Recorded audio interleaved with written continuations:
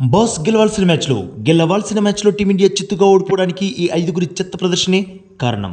ఈ ఐదుగురి వల్లే మనకి మరో అవమానకర ఓటమి ఎదురైంది.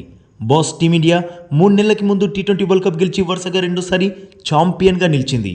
ఇప్పుడు సరిగ్గా 3 నెలల తర్వాత T20 ఫార్మాట్లో వరుసగా 3 మ్యాచ్లు ఓడిపోయింది. 2 ఐర్లాండ్తో, ఈరోజు ఇంగ్లాండ్తో. అయితే ఈరోజు మ్యాచ్ మాత్రం మన చేతికి వచ్చిన మ్యాచ్, మనకి విజయ అవకాశాలు పూర్తిగా ఉన్న మ్యాచ్. కానీ ఈ ఐదుగురు ప్లేయర్స్ గెలవాల్సిన టీమిండియాని దగ్గరుండి ఓడించేశారు. అది ఎలానో తెలుసుకునే ముందు ఫస్ట్ మ్యాచ్ ఎలా జరిగిందో చూసేద్దాం. ఈ మ్యాచ్లో టాస్ గెలిచి బ్యాటింగ్ తీసుకున్న టీమిండియా 20 ఓవర్స్లో 190 రన్స్ చేసింది, 7 వికెట్స్ నష్టానికి. 191 పరుగుల టార్గెట్తో బరిలోకి దిగిన ఇంగ్లాండ్కి ఫస్ట్ ఓవర్లోని చుక్కలు చూపించాడు హర్షదీప్ సింగ్.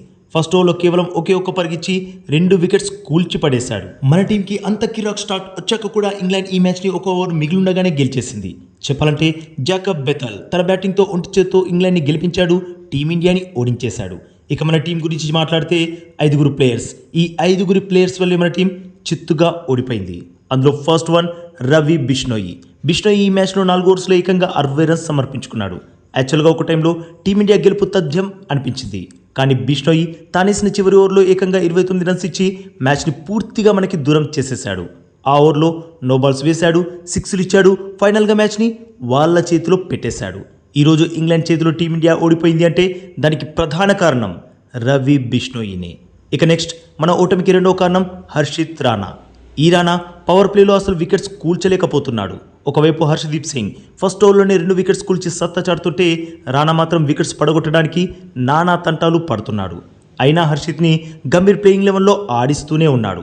ఇంకెంతకాలం గంభీర్ కోటాలో ప్లేయింగ్ లెవెన్లో ఆడతాడు? వికెట్స్ తీసి టీమిండియాకి విజయాలు అందించొచ్చు కదా. కానీ హర్షిత్ రాణాతో అది అయ్యేలా కనిపించడం లేదు. నెక్స్ట్ మన ఓటమికి మరో కారణం ఇషాన్ కిషన్ కూడా. ఇషాన్ ఈ మ్యాచ్లో 40 బంతుల్లో చేసింది కేవలం 49 రన్స్ మాత్రమే. ఇషాన్ అసలు ఇది T20 అనుకుంటున్నాడా లేదంటే ఓడిఐయా? 40 బంతుల్లో 49 రన్స్ ఏంటి బాస్? ఈ 40 బంతుల్లో 70-80 రన్స్ చేస్తుంటే టీమిండియా స్కోర్ 200+ అయ్యేది. అప్పుడు మనమే ఈ మ్యాచ్ గెలిచేది.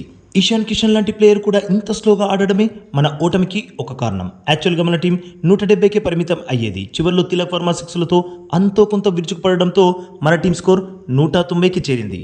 కానీ అంతకుముందు ఇషాన్ సెట్ అయ్యాకైనా బ్యాట్ని జులిపించాల్సింది, బట్ చేయలేకపోయాడు. ఇక నెక్స్ట్ శివం దుబే. 6 దుబేగా పేరున్న ఈ పెద్ద మనిషి 7 బంతులాడి కేవలం 5 రన్స్ మాత్రమే చేసి అవుట్ అయిపోయాడు. యాక్చువల్గా టీమిండియా మిడిల్ ఓవర్స్లో అస్సలు పరుగులు సాధించలేకపోతుంది. ఎవ్వరూ బ్యాట్లు జులిపించలేకపోతున్నారు. వేగంగా పరుగులు సాధిద్దామని ట్రై చేసిన ప్రతిసారి వికెట్స్ చేజార్చుకుంటున్నారు. అసలు 7 బంతుల్లో 5 రన్స్ ఏంటి బాస్? మరీ దారుణం కాకపోతే. ఇక నెక్స్ట్ అక్షర్ పటేల్. తను బ్యాట్తో మ్యాచ్ విన్నింగ్ నాక్స్ ఆడాక ఎన్నో రోజులు అవుతుంది. బంతితోనైనా అప్పుడో ఇప్పుడో ఒక వికెట్ తీస్తున్నాడు, కానీ బ్యాట్తో అయితే అస్సలు పరుగులు సాధించలేకపోతున్నాడు. ఈ మ్యాచ్లో కూడా 3 బంతుల్లో జస్ట్ 2 రన్స్ మాత్రమే చేసి పెవిలియన్ దారి పట్టాడు. మరి బ్యాటింగ్లో ఏమీ పరుగులు సాధించలేనప్పుడు తనకంటే ఓ పర్ఫెక్ట్ బౌలర్ని తీసుకున్నా తనన్నా అక్షర్ కంటే మంచి బౌలింగ్ వేసి ఎక్కువ వికెట్స్ కూల్స్తాడు కదా. ఏమంటారు బాస్? వీరి వల్లే బాస్, ఈ 5 వల్లే మన టీమిండియా ఈరోజు మ్యాచ్ ఓడిపోయింది. ఈ మ్యాచే కాదు బాస్, T20 ఫార్మాట్లో వరుసగా టీమిండియా మ్యాచ్లు ఓడిపోతూనే ఉంది. ప్లేయర్స్లో గెలవాలన్న కసి, ఆపోజిట్ టీంపై విరుచుకుపడాలన్న జోష్ మన టీంలో అస్సలు కనిపించడం లేదు. సూర్యకుమార్ యాదవ్ కెప్టెన్గా ఉన్నప్పుడు కనిపించిన ఆ మ్యాజిక్ ఇప్పుడు శ్రేయస్ అయ్యర్ కెప్టెన్సీలో అస్సలు కనిపించడం లేదు. ఇలానే ఆడితే ఇంగ్లాండ్తో సిరీస్ కూడా చేజారిపోవడం గ్యారంటీ.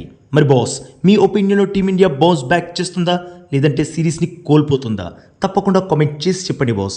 అలాగే ఈ లేటెస్ట్ అప్డేట్కి ఒక్క లైక్ కొట్టి మన ఛానల్ని ప్లీజ్ సబ్స్క్రైబ్ చేసేసుకోవచ్చుగా బాస్. ఇక ఈ వీడియో చూసినందుకైతే మీ అందరికీ